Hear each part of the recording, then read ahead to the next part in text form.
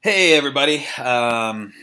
So we kind of redid the Miserables website recently, and I have friends who will ask me about, doing web stuff for bands, and I have a little section on the podcast site for this. So what I thought I'd do is I'm going to do a little series of videos here that is going to show everyone how to take a WordPress site and turn it into something that looks like what we have for the Miserables. If we want to see this right now, we can go check it out. This is what our website looks like right now. You can see it's pretty clean.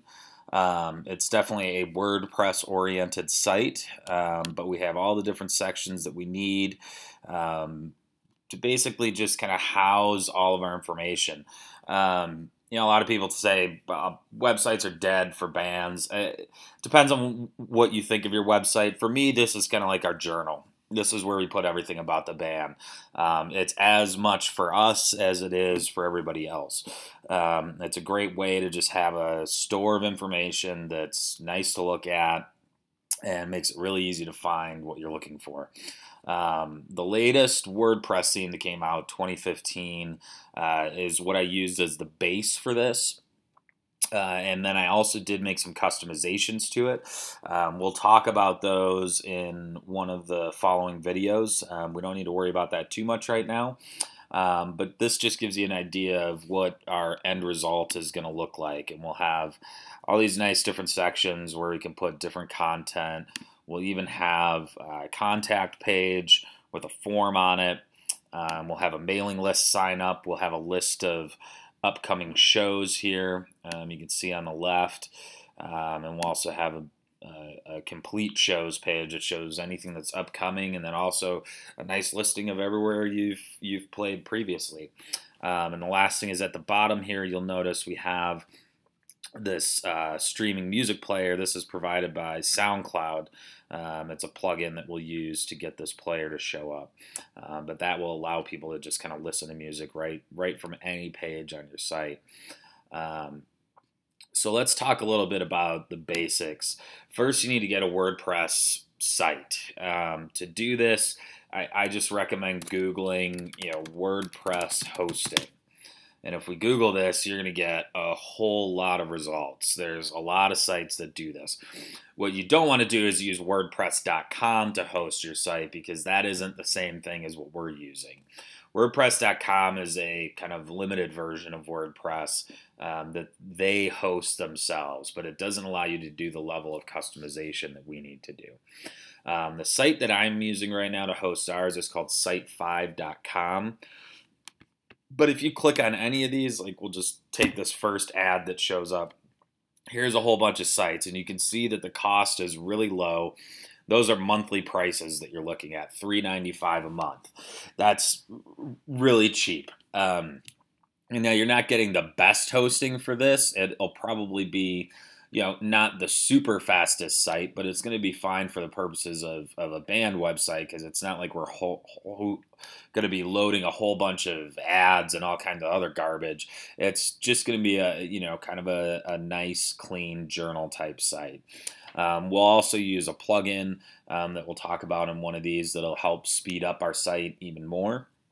And always, if you get to the point where you do have a lot of people going to your website, and you feel like you really need to have better performance, you can always upgrade your services. It'll cost you a little more money, but even for as little as like $10 a month, $15 a month, you can get a really, really fast WordPress host these days.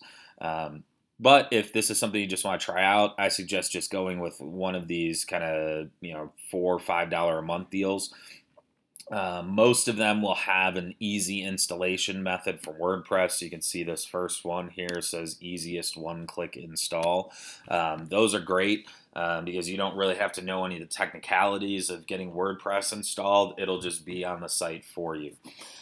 So I'm not going to offer instructions on how to set all this up, because each of these hosts will do it differently. It's better to take a look at a few of them. When you find one you like, typically they will have instructions on how to install WordPress on their system. They may even just provide someone who will do it for you as well.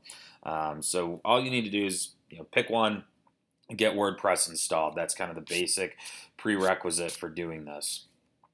So once we have that done, you're going to have something that looks like this once you're logged in. This is the admin area of a WordPress site, kind of right out of the box. This is where you will manage everything having to do with your website. If we take a look right now, this particular installation of WordPress is running right off of my laptop. But this is exactly the same thing that you would get just kind of right out of the box from anybody right now. If we look at the actual site, we're going to see it's really basic. Okay, there's not a lot of color to it. There's very little content. It's just stuff that kind of the WordPress throws in there for you. We're going to take this, and again, what we're going to turn it into is something that looks more like this and is nice and organized, has nice pictures and content everywhere we can get it. After you have WordPress installed, one thing, when you're logged in, you'll make a lot of use of is this up here. We're going to spend pretty much every tutorial for a good while just in the dashboard. We're not really going to look at our site till the very end. The thing with websites is you need to have some content. So the first kind of assignment you should have for this is get some content together. Think of photos that you want to share, times you've been in the press that you might want to link to, a news item, maybe just a news item is simple enough as announcing your new website. You're going to want to get a list of your shows together. And I'm going to turn off the heat here so that we can have that information available. Just any kind of content that you want to have hosted on your site. Gather that. Gather any files, image files, graphics files that you need. I also recommend getting a logo together. You'll notice that on our site we have this logo in the upper left. We also used it kind of on this post, but that normally wouldn't be there. One of the posts would normally look like this at first. But we do have this logo in the upper left. The trick with the logo is that WordPress now is responsive, meaning that it adjusts to different screen sizes. So this will look great on a phone as well. However, when we switch it to phone mode, and I'll show you what this looks like a little bit just by resizing. I can't do that in Safari, but what I can do is do this.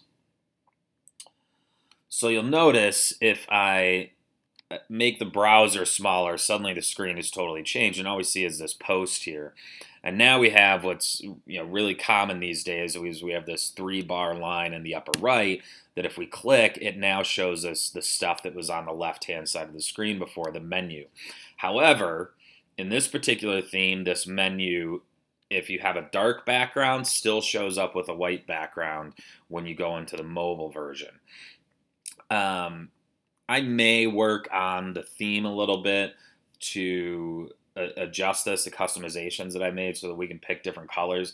I just haven't gotten around to it yet. It's a little bit more complicated than I was hoping, and I'm not a front-end design master. That stuff takes me a little bit more time, but if I do get to the point where I have that, I will let everyone know about it. So that should give you a pretty good idea of what you need to get started.